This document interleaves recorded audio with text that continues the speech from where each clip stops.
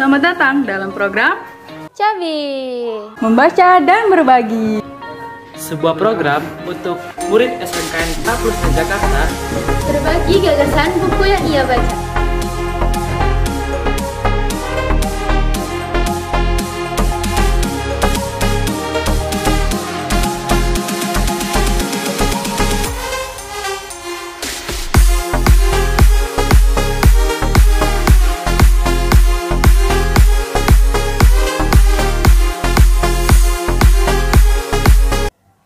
Assalamualaikum warahmatullahi wabarakatuh. Halo guys. Halo. Kembali lagi bersama kami dalam program Cabi Membaca dan Berbagi. Sebuah program yang mewadahi siswa-siswi SMKN 49 Jakarta dalam berbagi gagasan mengenai buku yang ia baca. Nah, di episode kali ini, saya, Nabila Nurul Azmi dari 10 DKV 2 bersama rekan saya, Urmal Auzi dari 10 MPLB 2. Nah, kita nih sudah ada kedatangan narasumber baru nih. Namanya siapa? Halo, saya Siva Kurniasi Dari kelas berapa? dari kelas 10 AKL 2. Nah, FYI, Siva ini adalah wakil ketua OSIS ya guys, di SMKN 49 Jakarta periode ini. Gimana nih kabarnya Siva? Alhamdulillah baik. Nah, di episode kali ini kita bakalan explore apa sih? Hari ini aku mau nge-explore buku yang judulnya The Fabulous Udin yang ditulis oleh Rons Imawan. Oh gitu. Kalau boleh tahu secara umum tuh The Fabulous tuh menceritakan tentang apa sih? Jadi, The Fabulous Udin ini adalah sebuah novel yang menceritakan tentang seorang tokoh utama laki-laki yang namanya Udin. Nah, Udin ini dia ini anak yang jenius ceritanya. Nah, Jeniusnya tuh dalam apa? jeniusnya di akademik dan non akademik sih. Dia jenius dalam menyelesaikan masalah, juga jenius di pelajaran, terutama tuh pelajaran science, terus science. MTK gitu. Yang hitung berhitung berarti ya? Iya, dan teori-teori sains lainnya lah, kayak ilmuwan-ilmuwan gitu. Apa sih hal yang menarik menurut Siva ketika baca buku ini? Jadi yang menarik di buku ini tuh yang pertama, buku ini tuh dia novel, cuma ceritanya itu lumayan ringan dan realistis banget sama kehidupan yang sekarang ini. Jadi tentang kehidupan zaman sekarang berarti ya? Iya benar. Terus yang kedua, Udin ini kan digambarkan sebagai tokoh yang dia itu jenius gitu kan, pinter gitu. Jadi segala konflik yang ada di novel ini itu diselesaikan secara wah banget sama Udin ini. Jadi kayak out of the box. Jadi orang yang baca buku ini dia itu kayak kalau ada konflik tuh menunggu penyelesaiannya tuh kayak berharap banget Udin tuh bakal nemuin kayak pengatasan apa sih? Kayak penyelesaian dari masalah yang benar-benar nggak bisa dibaca orang banget gitu. Berarti tuh dia itu kayak termasuk Sherlock Holmes gak sih? Kayak di buku itu ya? Iya, kurang lebih begitu semacamnya lah. Nah kemudian ada lagi nih yang menarik dari buku ini. Jadi buku ini tuh selain karakternya yang wow banget, terus konflik-konfliknya yang seru-seru banget, buku ini tuh juga menyimpan banyak sekali kritikal untuk kehidupan kita. Kayak misalkan salah satu kritik yang saya inget banget dari buku ini itu adalah di bab pertama dari buku ini aja udah dapat kritikan hidup tentang semacam mental gitu. Nah jadi ada suatu konflik di sini yang di sini tuh awal-awalnya diceritakan ada seorang laki-laki dan dia sudah berumur 20-an. Dia ini ceritanya lagi putus asa banget sama hidupnya gitu. Dan akhirnya dia memutuskan untuk mengakhiri aja hidupnya. Nah, kemudian Udin ini sebagai tokoh utama dan sebagai orang yang paling jenius gitu kan di lingkungannya. Nah, dia ini datang, kemudian dia menyelesaikan masalah ini dengan meluluhkan hati dan juga prinsip si orang yang mau bunuh diri ini, tokohnya yang mau bunuh diri ini ya. Kemudian setelah ada penyelesaian dari konflik itu, di sini penulis tuh semacam memberikan pesan-pesan kehidupan gitu. Kalau misalkan dia tuh kayak membandingkan dengan realitas sekarang. Kalau misalkan di luar negeri itu banyak sekali kan kasus-kasus bunuh diri yang terus meningkat setiap tahunnya kan. Betul. Ya kan? Nah, terus mereka itu kayak orang-orang mereka tuh udah biasa dengan berita ini, kayak nggak wah-wah banget gitu loh. Beda di Indonesia, kalau misalkan berita bunuh diri kayak gini tuh, itu menjadi topik yang tabu, dan kalau misalkan terjadi pun benar-benar heboh kan. Iya. Nah, di sini penulis menyampaikan kalau dia ini bangga menjadi orang yang lahir di negara yang masih mempertahankan moral etika dan juga kayak ya kepercayaan agama yang juga tidak memperbolehkan ataupun melarang bunuh diri gitu kan. Ada hukumnya kan kalau Ada, dosa. iya, ada. Jadi ini masih terikat oleh agama, masih terikat oleh hukum, terikat oleh moral, etika, dan lain-lain. Itu kenapa buku ini benar-benar the best banget. Nah, bener juga ya, apalagi nih di fase-fase kita nih yang masih remaja, masih mencari jati diri. Kadang tuh kita pengen sempurna ya gak sih? Bener. Kemampuan masih terbatas dan masih ikut-ikutan orang. Jadi tuh apa yang tadi dibilang sama Syifa tuh emang yang dilakuin sama Udin itu benar-benar bermanfaat banget buat kita. Iya. Jadi bunuh diri itu bukan solusi untuk nyelesain sebuah masalah ya. Benar. Tadi tuh apa yang udah dilakukan sama si Udin, dia kan memotivasi orang, terus ngeyakini mereka bahwa bunuh diri itu bukanlah solusi dalam nyelesain masalah.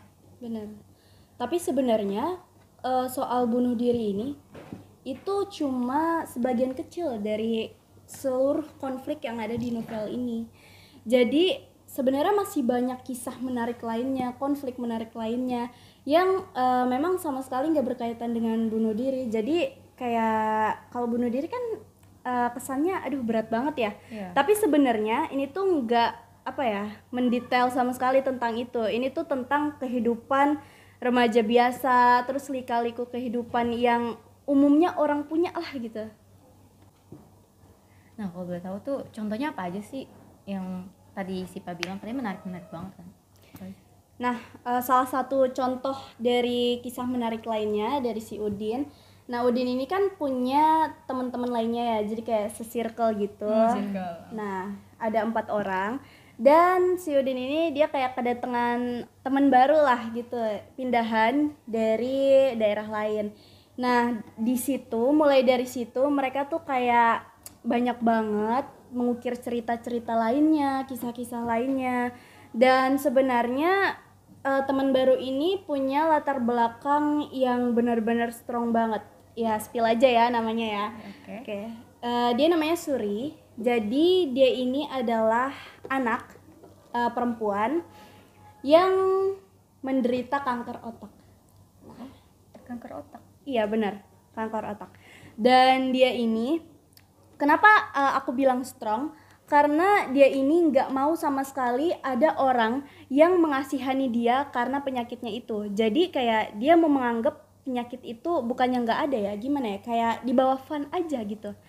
Jadi ya dia nggak mau ada orang bersedih karena dia nggak mau orang lain menganggap lemah dia gitu loh. Jadi kayak gue mau kayak orang-orang normal gitu, gue mau punya kehidupan normal. Iya, gue nggak mau dilihat kayak orang sakit yang biasanya tuh berbaring di ICU tiap hari makannya bubur dan segala macem gitu. Itu kenapa ini tuh kayak bagian dari ya yang best banget lah dalam kisahnya si Udin gitu. Dan kisah mereka ini sebenarnya cukup simple, cuma bikin aku mewek berkali-kali jujur ya, karena Ya ini kita dengernya aja udah aduh. Iya, agak sedih emang ya, sedih. udah kayak mau nangis. Tapi emang pertemanan mereka tuh bukan sekedar pertemanan. Di sini tuh kita kayak banyak banget bisa mendapatkan pesan-pesan kehidupan dan segala macam gitulah. Itu termasuk udah kayak sahabatan gitu ya? Iya, kayak temenan tapi benar-benar akrab banget, bisa disebut sahabat juga.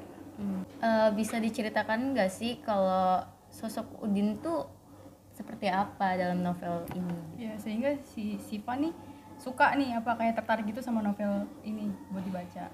Ya, jadi Udin itu dia adalah seorang remaja laki-laki Dia seorang pelajar SMP dan dia seorang social genius. Nah, dia ini berasal dari berasal dari keluarga yang sederhana, nggak kaya gitu lah. Dia udah ditinggal oleh ayahnya sejak kecil dan dia besar bersama ibunya. Nah, Sama ibunya aja. ya sama ibunya aja. Jadi single parents gitu. Iya, single parent. Iya kan. Single parents ya.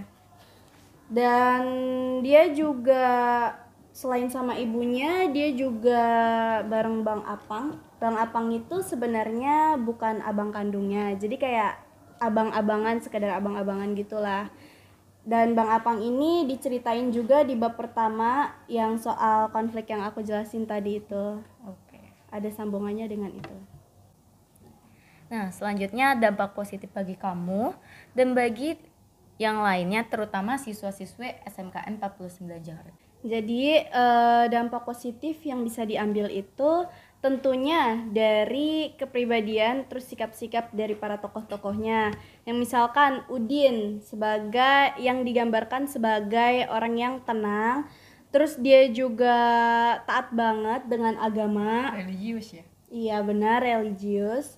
Dan kayak tokoh-tokoh lain seperti Suri yang udah aku gambarin tadi, dia sebagai wanita yang strong banget ya kan. Betul. Dan sebenarnya kita tuh di generasi kita ini kita butuh banget orang-orang seperti dia gitu, yang gak gampang nyerah, gak gampang down dengan permasalahan yang ada. Dia anggap itu semuanya hanya kayak angin-angin biasa gitu loh, kayak nggak usah dipikirin gitu. Nah, dampak positif lainnya ya dari lingkungannya dia, kayak misalkan ini kan di sini dijelasin banget kayak beribu-ribu masalah, beribu-ribu solusi gitu kan. Nah, kita tuh harus memandang dari banyak sudut pandang. Kalau misalkan satu permasalahan itu banyak penyelesaiannya. Betul banget sih. Jadi kita nggak boleh dan nggak bisa cuma ngelihat dari satu solusi, abis itu kalau solusi ini gagal, udahlah, udah nggak bisa Putus ini. asa gitu, jangan putus asa. Tapi malah harusnya bangkit lagi gitu ya. Betul banget. Coba lagi yang lain gitu. Gitu sih kira-kira. Terakhir sebagai closing statement nih, ada nggak sih motivasi untuk kita semua? Ya, motivasinya yaitu ya dari novel ini, motivasi yang bisa diambil itu kita banyak banget ya peristiwa dalam hidup yang membuat kita senang, sedih, marah dan lain-lain. Nah, sebenarnya peristiwa-peristiwa itu kan memang udah ditakdirkan oleh Yang Maha Kuasa, dan kita sebagai makhluknya kita cuma bisa terima, cuma bisa menjalani, kita nggak bisa protes. Kita yang bisa kita lakukan, satu-satunya yang bisa kita lakukan ya menjalani saja dengan baik takdir-takdir yang udah Diatur lah. diatur. Berarti harus bersyukur juga ya. Iya begitu. Kemudian kita kan sebagai makhluk sosial, Iya. ya adalah kalanya kita butuh ya bantuan dari orang lain, teman-teman, keluarga. Kita itu harus saling mensupport, membantu, menyemangati. Terus kita juga harus saling berbagi, tertawa dan menangis bersama-sama. Karena tanpa orang lain ya kita juga nggak bisa menjalani hidup dengan baik ya kan. Karena kodratnya kita adalah makhluk sosial. Betul. Bener banget sih. Ya cukup segitu aja mungkin dari saya. Ini luar biasa banget nih ya. Iya, Tentang novel yang judulnya The Fabulous Udin ya. Ya, The Ya. Fabulous. Jadi ini bisa banget buat jadi inspirasi bagi anak-anak 49 maupun remaja-remaja lain di Indonesia, bahwa hidup itu harus penuh optimis dan gak gampang menyerah. Benar. Oke. Terima kasih banyak untuk Syifa udah mau berbagi kisah dan pengalaman tentang buku The Fabulous Udin ini. Semoga apa yang udah disampaikan oleh Syifa bisa bermanfaat untuk kita semua. Amin. Saya Nabila Nurul Azmi dan Nurmal Auzi. pamit undur diri. Nah, sampai ketemu di episode selanjutnya dalam program Cabi Membaca dan Berbagi. Wassalamualaikum warahmatullahi wabarakatuh. Dadah.